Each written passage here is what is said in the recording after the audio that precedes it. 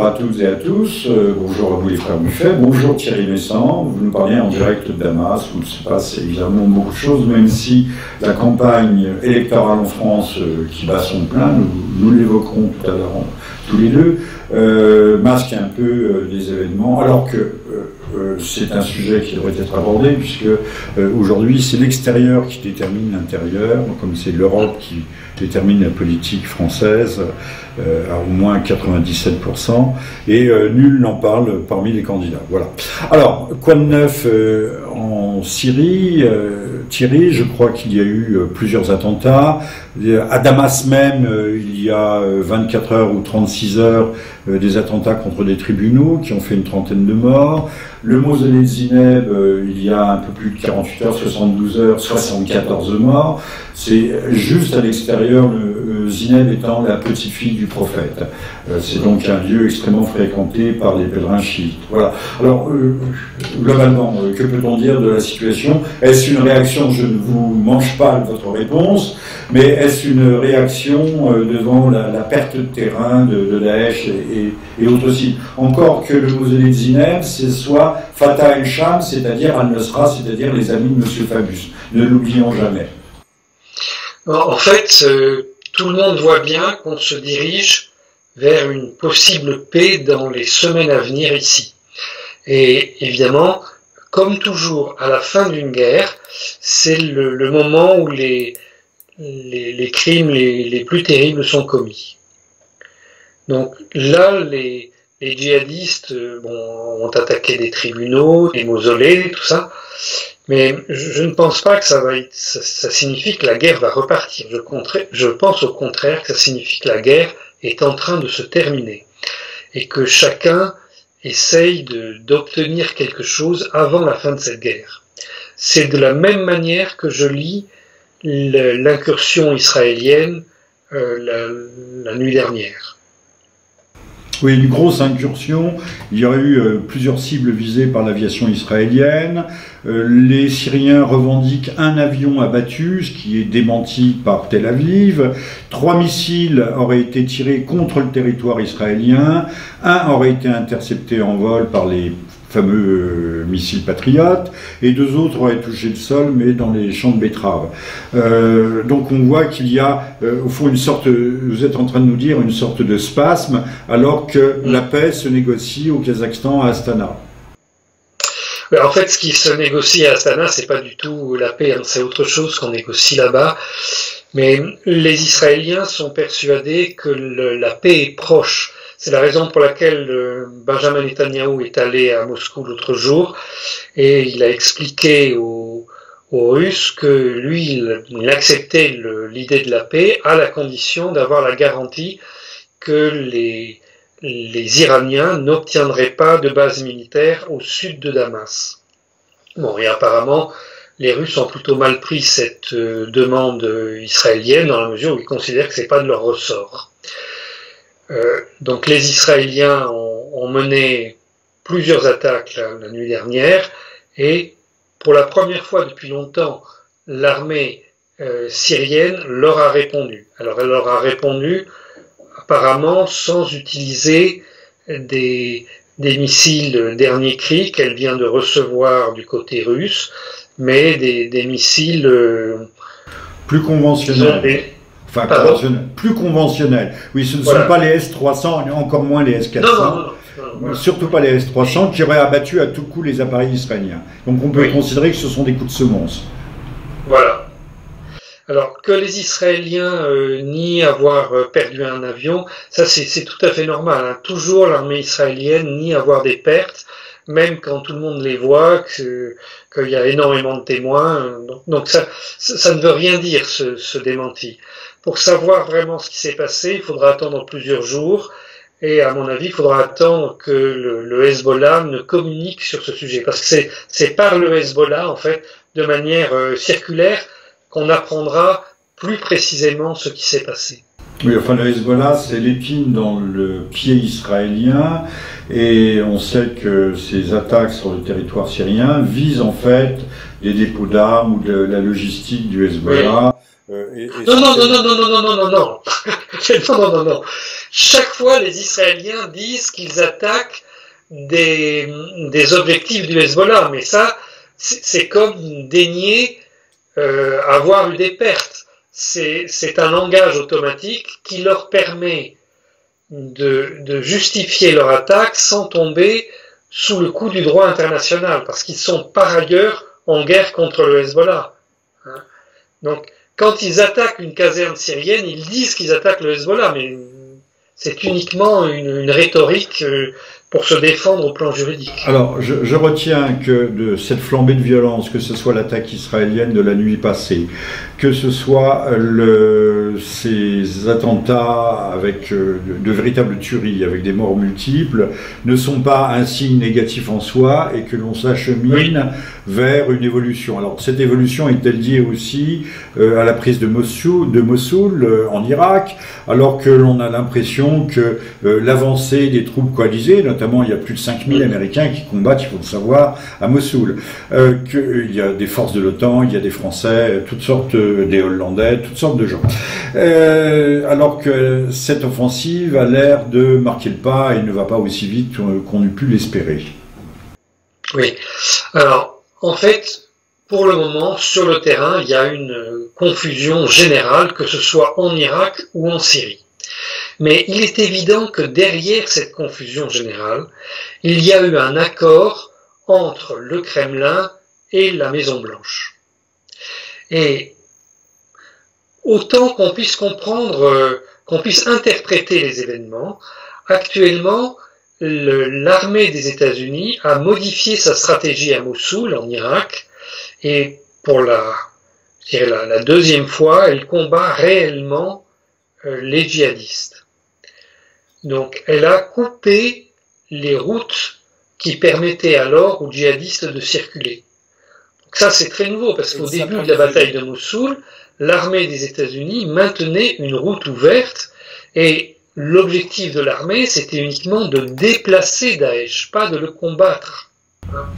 Tandis que maintenant, ça semble être un combat véridique. Un effet de la politique de Donald Trump, à votre avis? Oui, directement. Mais est-ce que cette politique de Donald Trump va être éclaircie ou pas? C'est-à-dire, qu'est-ce qu'on va faire des territoires qu'on libère? Alors, à Mossoul, en Irak, c'est clair, les territoires qui sont libérés des djihadistes vont être remis au gouvernement de Bagdad. Mais en Syrie, qu'est-ce qu'on va faire? Alors, il y a actuellement ce qui se prépare autour de Raqqa, et il y a ce qui a lieu à Manbij, une ville où il y a maintenant face à face les troupes russes et les troupes des États-Unis, et ils se voient mutuellement. Alors pour le moment, la discussion a lieu au niveau des états-majors et il n'y a pas de jonction entre les troupes des Russes et les troupes des États-Unis. Mais autant qu'on puisse comprendre, apparemment... C'est une première historique. C'est oui, une première historique qu'il faut noter et souligner. Ce que je voulais dire, c'est que l'accord porte sur plusieurs points. D'abord, les Russes et les États-Unis sont d'accord pour éviter qu'il y ait un affrontement entre les Turcs et des Kurdes. Des Kurdes. Je ne dis pas les Kurdes, mais des Kurdes. Ensuite, il semble que les États-Unis sont prêts à faire reculer la Turquie et à ce que les troupes turques rentrent chez elles. Mais je dis c'est possible, mais c'est pas certain, parce que la présence de troupes kurdes à l'étranger, pour le moment, ça se voit en Irak, mais ça se voit aussi à Chypre. Si on fait reculer les troupes turques en Syrie, pourquoi ne les fait-on pas reculer à Chypre? Vous voyez, cette affaire est très complexe. D'autant que M. Erdogan est somme toute quelque peu imprévisible, qu'il a, comme on dirait en langage post-diplomatique, son propre agenda, que c'est un allié difficile, c'était un allié difficile pour les Américains, c'est un allié très difficile aujourd'hui pour les Russes. Et s'il tolère et si M. Erdogan est favorable à un Kurdistan irakien, il est tout à fait opposé à ne serait-ce que la création d'un embryon, d'une esquisse d'embryon de Kurdistan syrien. Oui, mais là, il faut avoir en tête qu'au départ, il voulait créer un Kurdistan en Syrie, dans un territoire qui n'est pas kurde. Il voulait créer un État dans lequel il puisse expulser ces Kurdes. C'est très différent. Et maintenant, il n'en veut plus parce que il apparaît que si cet État était formé, eh bien, en fait, il serait gouverné par les Kurdes de Turquie. S'il voulait un Kurdistan, mais qui soit gouverné par ses fantoches à lui. Donc, il y a des changements dans chacune des stratégies des États de cette région. C'est ça qu'il faut comprendre. Et aujourd'hui, on ne sait pas ce qui a été définitivement décidé par les Russes et les États-Unis. Mais en tout cas, on s'achemine vers on va pas dire un apaisement, mais un retour progressif à l'équilibre. Dites-moi... Je n'en suis pas sûr. Je n'en suis pas sûr. Disons que ce que l'on voit, c'est qu'il y a eu cet accord entre Moscou et Washington. Mais nous ne connaissons pas la teneur de cet accord. Nous espérons, et ça semble possible, au vu de ce qui se passe sur le terrain, que cet accord prévoit de libérer la Syrie, de remettre les territoires libérés au gouvernement de Damas et d'arriver à la paix. Mais il est également possible qu'il y ait des clauses tout à fait indéfendables dans cet accord et qu'on découvrira en cours de route. Alors, les Russes avaient quand même manifesté leur réticence totale à un changement de régime à Damas. Au départ, oui, ils étaient un peu plus tièdes, un peu plus, non pas indécis, mais circonspects. Non. Les Russes ont toujours été très clairs qu'on ne toucherait pas au gouvernement légitime de la Syrie, que c'était une affaire de pure démocratie. Le gouvernement de Damas sera désigné par les habitants de la Syrie. Point final. Ça, c'est la chose qu'ils ont dite depuis le début. Alors, il est vrai qu'en France, tous les jours, on a répété depuis 2011 que nous allions convaincre nos partenaires russes qu'il faisait fausse route, qu'il fallait abandonner Bachar el-Assad et qu'on devait mettre un gouvernement colonial à sa place. Mais ça, c'est de la rhétorique franco-française. Alors, M. Erdogan, c'est clair, son objectif, c'est la chute de la maison Assad. En ce qui concerne les États-Unis... Plus maintenant. Sur ce point, il a déjà évolué. Et la diplomatie américaine, qui d'ailleurs va voir réduite ses budgets, ses moyens, le soft power ne sera plus ce qu'il était sous Mme Clinton ou sous M. Obama, et au contraire, les crédits, les fonds se dirigeront vers le Pentagone. Alors, est-ce que M. Trump désire lui aussi toujours ce régime change, ce changement à la tête de l'État syrien, à votre avis? Plus du tout. Il l'a dit et il l'a répété, les États-Unis ne sont pas favorables à des changements de régime par la force. Bon. Cher Thierry, si vous avez un mot, mais on clôt le chapitre syrien, que se passe-t-il? Palmyre a été reprise, oui, bien que démolie. L'armée gouvernementale, l'armée arabe syrienne, donc l'armée gouvernementale, a-t-elle repris pied à Palmyre? Oui, c'est-à-dire que reprendre pied à Palmyre et en même temps gagner du terrain à Mossoul, c'est rouvrir la route de la soie qui relie la Méditerranée à Damas, à Palmyre, à Bagdad et à Téhéran. Il faut savoir que Palmyre est très excentré, est à la frontière irakienne, et vraiment à la frontière irakienne, et c'est d'une route qui conduit à Bagdad. Il faut le savoir, c'est une route stratégique. Mais ça, on ne nous dit pas. Et à Téhéran, mais à Bagdad et partant de là. C'est un désert, on croit qu'on peut passer n'importe où dans le désert, c'est absolument faux. Il n'y a qu'une seule route à travers le désert. Et c'est celle-là. Alors, que dire d'autre? Si, un mot malgré tout sur les suites de la libération, il faut bien dire la libération d'Alep. On avait parlé alors les gens avaient dit une centaine, on avait 14 noms d'officiers de l'OTAN qui avaient été trouvés dans un bunker dans la nasse d'Alep. C'est pas exactement ça, non. Et ça a été évoqué au Conseil de sécurité. Donc ce n'est pas un crack. Ce n'est pas une craque. Pardon. Il y avait un état-major saoudien avec des officiers de liaison de plusieurs États et des officiers de liaison de l'OTAN. Alors, un Jordanien, un Israélien, un Turc, un Américain, 6 Séoudiens. Y avait-il un Français dans le lot?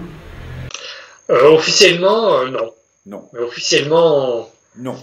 Officiellement, non. Mais comme on n'avait pas tous les noms, puisque seuls ceux qui avaient livré leur identité, donc j'imagine les officiers de plus haut rang, immédiatement négociables, à coût de millions. Mais en tout cas, ça a été évoqué... non, ça ne marche pas comme ça ici. Ça a été évoqué au Conseil de sécurité, donc on peut penser que l'information n'était pas vraiment bidon. Mais ça ne marche pas comme ça ici. On ne vend pas les prisonniers. Ah bon?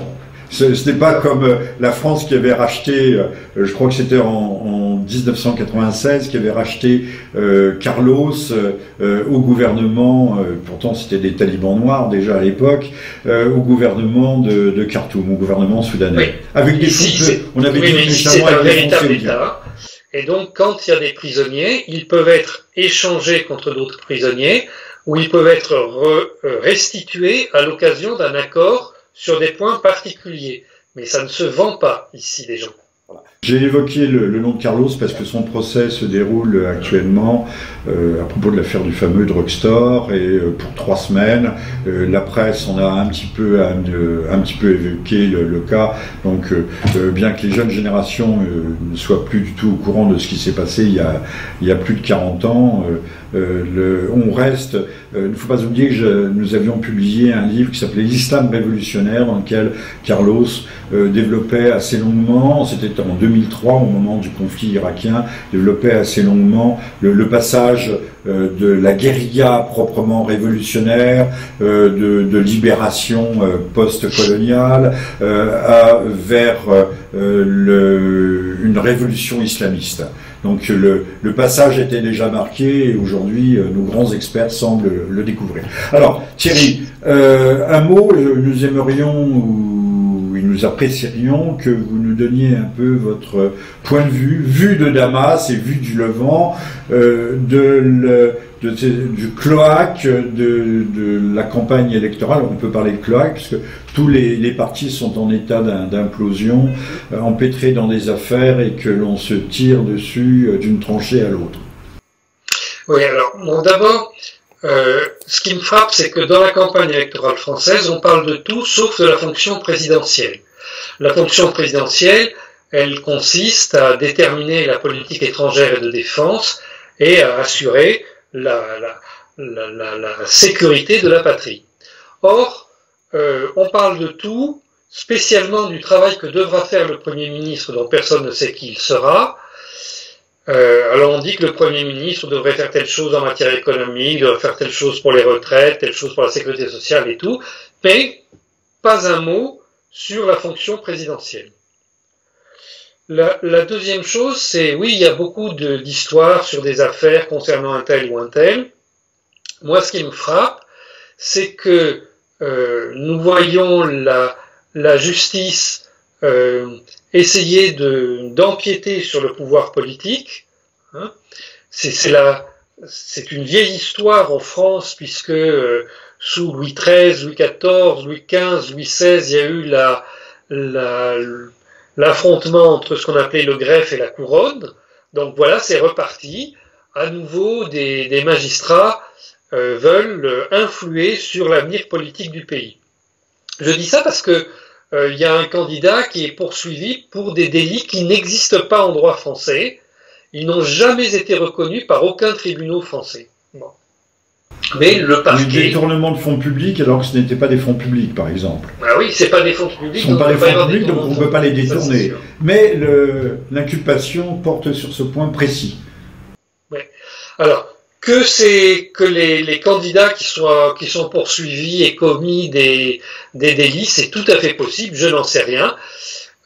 Mais ce qui me frappe, c'est que les poursuites judiciaires, celles qui sont sérieuses, celles dont on parle, parce qu'il y en a d'autres dont on ne parle pas, mais celles dont on parle dans la presse, ces poursuites judiciaires n'atteignent que les candidats qui sont connus comme ayant pris des positions contre la guerre vis-à-vis de la Russie et contre le soutien aux djihadistes.